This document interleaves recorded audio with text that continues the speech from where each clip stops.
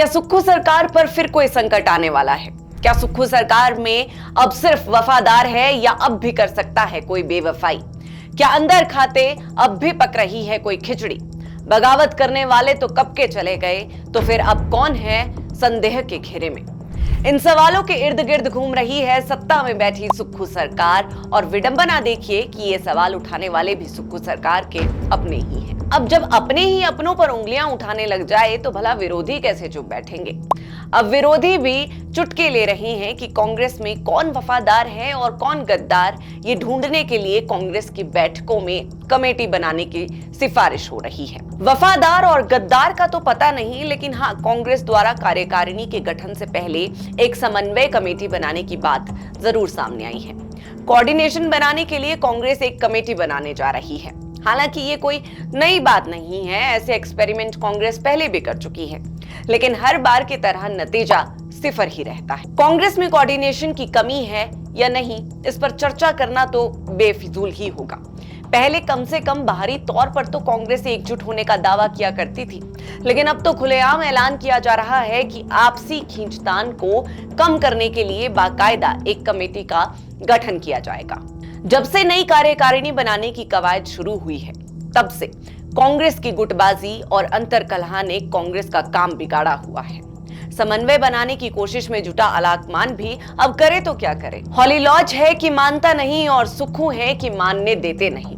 बस इसी खींचतान में सुबह से शाम और शाम से सुबह हो रही है। कार्यकारिणी जब बनेगी तब बनेगी, पहले जरूरी है समन्वय बनाना, और वो कब बनेगा ये तो कांग्रेस ही जाने। जब जब लगने लगता है कि अब सुक्खू सरकार में सब ठीक चल रहा है, तब तब ऐसी बातें सामने आने लग जाती है जिन बातों पर सियासत गरमाती है। ये सिलसिला सुक्खू मंत्रिमंडल के गठन के साथ ही शुरू हुआ था, जब चाहवानों को उचित मान सम्मान न मिलने पर बगावत का रास्ता अपनाना पड़ा था। सुक्खू कैबिनेट में एंट्री न मिलने पर 6 नेताओं ने बगावत कर भाजपा का दामन थाम लिया था। तब लगा था कि शायद हिमाचल में भी तथाकथित मिशन लोटस सफल होगा, मगर ऐसा हुआ नहीं। 2 बार उपचुनाव हुए और सत्ता सुक्खू सरकार के पास ही रही। तब संकट टल गया, मगर क्या अब भी बगावत की चिंगारी सुक्खू सरकार में सुलग रही है, ये बड़ा सवाल। सुक्खू सरकार के अपने ही मित्र ऐसे बयान दे रहे हैं कि सरकार में अब भी कुछ लोग ऐसे हैं जो चाहते हैं कि सुक्खू सरकार अस्थिर हो। कांग्रेस के 6 बागी नेताओं को उकसाकर खुद सरकार का हिस्सा बने रहे हैं। अब नेताजी के इन शब्दों को सियासी लिहाज से डिकोड किया जाए तो इन बातों की कई गहरे मायने हैं, और इनसे जुड़े सवाल भी अहम है। कि ये सवाल है, क्या सुक्खू सरकार को गिराने की साजिश सरकार में बैठे लोग ही कर रहे थे? क्या सरकार में बैठे लोगों ने ही ये जाल बुना था? अब नेताजी के शब्दों से तो कुछ ऐसा ही प्रतीत होता है। दूसरा, सरकार के अपने लोग ही ये दावा कर रहे हैं कि मंत्रिमंडल में राजनीतिक संतुलन नहीं है। एक जिला से मंत्री ज्यादा है तो किसी जिला को नेतृत्व कम मिला है। यही कारण है कि अब भी कई नेता अंदर खाते नाराज ही चल रहे हैं। ये नाराजगी सरकार में बैठे नेताओं में भी पनप रही है, तो संगठन में भी इसका असर दिख रहा है।